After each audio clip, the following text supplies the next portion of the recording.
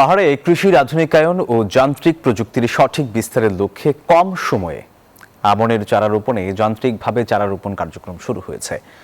দর্শক, এ বিষয়ে আরও বিস্তারিত জানিয়েছেন আমাদের সহকর্মী মোহাম্মদ জহুরুল আলম।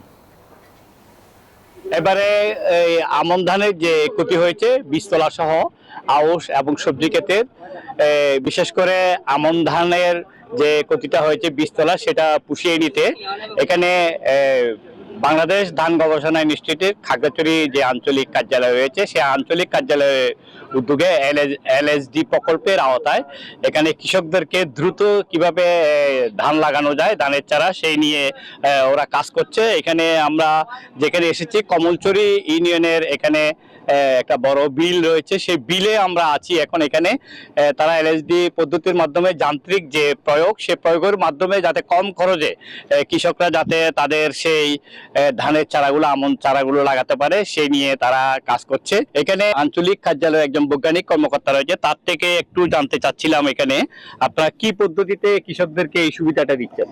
আমরা এলএসটিডি প্রকল্পের আওতায় ব্রি আঞ্চলিক কার্যালয় খাগড়াছড়ি কর্তৃক এই রাইস ট্রান্সপ্লান্টারের মাধ্যমে কৃষি যন্ত্রপাতির প্রায়োগিক পরীক্ষণ এই পাইলট পাড়া প্রযুক্তি গ্রামে কৃষকের 5 একর জমিতে আমরা এই যান্ত্রিক পদ্ধতিতে আমাদের প্লাস্টিক পেতে যে চারা উৎপন্ন করা হয়েছে সেই চারাটি এই রাইস ট্রান্সপ্লান্টারের মাধ্যমে আমরা জমিতে রোপণ করব।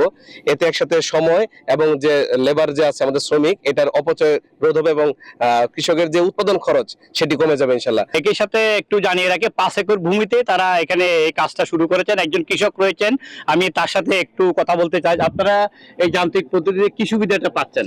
আমরা খাগড়াছড়ি আঞ্চলিক ধান গবেষণা ইনস্টিটিউট খাগড়াছড়ি আঞ্চলিক অফিস কর্তৃক আমরা যে সহযোগিতা পাচ্ছি এটা বলার মতো না।